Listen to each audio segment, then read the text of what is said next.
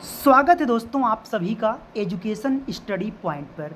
दोस्तों आज हम आपसे चर्चा करने वाले हैं संस्कृत के टैग वर्ड का आप कैसे चयन करें। अगर आप अकेले टैग वर्ड का देखो, टैग वर्ड याद करना बड़ी चीज़ नहीं है। टैग वर्ड को आपको अप्लाई करना, कैसे इसका सही चयन किया जाए कि जो विकल्प आप चुनो वो बिल्कुल एकदम सटीक वही पड़े। क्योंकि संस्कृत में क्या होता है, रटना भी जरूरी है, भाषण भी पॉजिटिव है, टीचर भी पॉजिटिव है। तो ऐसे में आज मैं आपको बताने वाला हूँ कैसे आप इस चीज़ को बेहतर कर पाओगे। तो कुछ शब्दों पर आपको ध्यान देना, इन शब्दों को कैसे आप चुनोगे। ठीक है, देखो क्या लिखा है। पहला पॉजिटिव, कौन कौन सा पॉजिटिव है देखिए। ज्ञानस्थ विद्यालयाद वही जीवनेन सा संबंध स्थापना, इसका मतलब क्या है, ज्ञान को बच्चे के जीवन पे जोड़ो और गतिविधि मतलब बाहर के जीवन पे जोड़ो। अगर क्वेश्चन में ऐसा कुछ शब्द लिखा हुआ है तो ये पॉजिटिव ही माना जाएगा। सृजनात्मक शब्द लिखा है, पॉजिटिव माना जाएगा, क्योंकि सृजनात्मक की जगह वहाँ पे मौलिक भी आ सकता है, क्योंकि सृजनात्मक का अर्थ ही मौलिक होता है, या अमूर्त भी आ सकता है। बच्चे को अवसर, पॉजिटिव माना जाएगा। भाषा प्राचुर्य वातावरण मतलब ऐसा वातावरण जिसमें बच्चे की भाषा उसके अनुकूल दी जाए, सही है। बहुभाषिकता, बहुभाषिकता भी सही है। क्यों? क्योंकि सर हर क्लास में हर तरह के बच्चे होते हैं, प्रतिभाशाली भी है, मंदबुद्धि है, अपंग बालक, तो हर समाज का बच्चा क्लास में होता है। तो ऐसे में हमें क्या करना है, बहुभाषिकता का सम्मान करना है, मातृभाषा भी जरूरी है। और हाँ, संस्कृत में दोस्तों जब आप सवाल हल करना, अपने पैडागॉजी हल करना, हो सकता है आपको क्वेश्चन ना समझ में आए। ऐसे में ये जहाँ अगर अर्थ अवबोध लिखा है, ध्यान दीजिएगा मैं क्या बोला, अगर दोस्तों अर्थबोध लिखा है तो इस बात का विशेष ध्यान दीजिएगा आप कि अगर अर्थबोध लिखा हुआ है तो सिंपल सी बात है कि उसमें आपका जो उत्तर बनेगा वो हमेशा सही माना जाएगा। कैसे, आइए आपको दिखाते हैं। देखो ये देखो ना, अर्थ अवबोध। अर्थ अवबोध का मतलब, अर्थ मतलब मीनिंगफुल, मतलब वो जिसका भाव निकले, और अवबोध मतलब बच्चा समझ रहा है। बोधगम्य, ये शब्द भी बिल्कुल पॉजिटिव होता है। प्रोत्साहन मतलब आप बच्चे को उत्साहित कर रहे हो, मौका दे रहे हो। परस्पर अंतःक्रिया, परस्पर विचार विमर्श, ये कुछ ऐसे शब्द हैं। देखो अगर आपने कुछ भी अभी तक नहीं पढ़ा, अगर मान लो कुछ भी नहीं पढ़ा है मान लो, तो आप इतना शब्द तो भैया याद ही कर लो ना प्लीज, आप इसको इतना याद कर लो। अच्छा, निगेटिव कब होता है ये भी जानो। अगर दोस्तों ये कहा जाए प्रत्येक बालक के जो भाषा अधिग्रहण करने की जो क्षमता होती है वो जन्मजात शक्ति है। प्रत्येक बालक से भाषा अधिग्रहण पे जन्मजात शक्ति अस्ति, तो भैया प्रत्येक बालक में भाषा अधिग्रहण करने की क्षमता जन्मजात होती, यह आपको लगता होगा, लेकिन according to Noam Chomsky Sanskrit में ये बात आपको जो लग रहा है वो बिल्कुल पॉजिटिव जाएगा।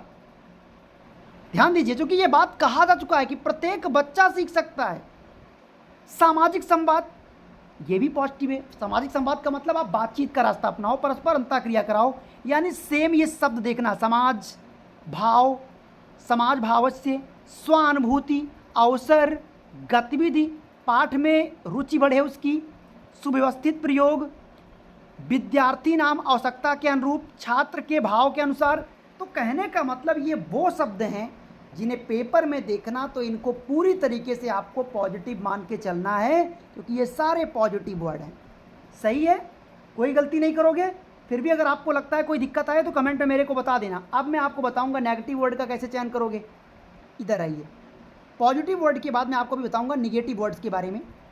अभी और भी पॉजिटिव वर्ड्स क्या हैं, जैसे स्वपदानुगुणम, स्वयं से पढ़ता है बच्चा, स्वयं से करके सीखे, अर्थ को समझे, पॉजिटिव है।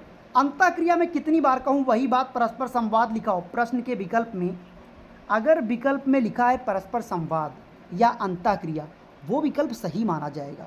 स्वयं से वो सीखेगा, अपने कार्य को अभिव्यक्ति करेगा, सही है।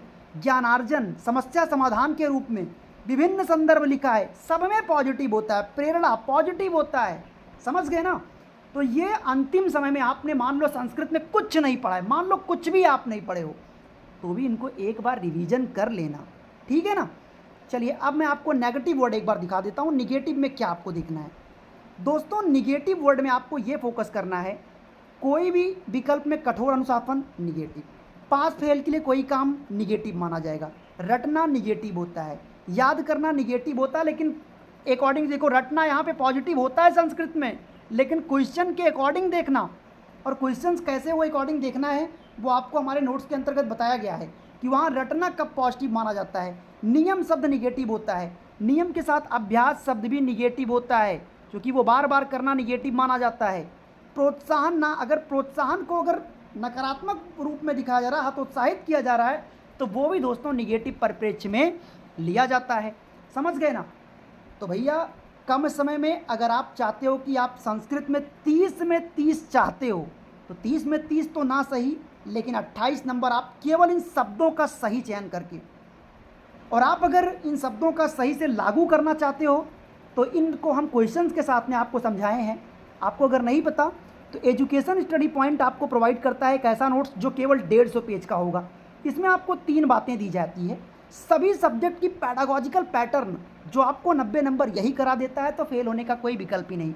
इंपॉर्टेंट टॉपिक सभी सब्जेक्ट के इंपॉर्टेंट क्वेश्चंस भी आपको इसमें मिल जाता है। आप इसको 2 दिन आराम से पढ़ लो, पूरे सब्जेक्ट भी कवर कर लोगे, और बार बार हो रही है जो असफलता है आप इसको हमेशा के लिए आप इसको एंड कर दोगे। ठीक है ना? सवाल है सर इसको कैसे परचेज करते हैं?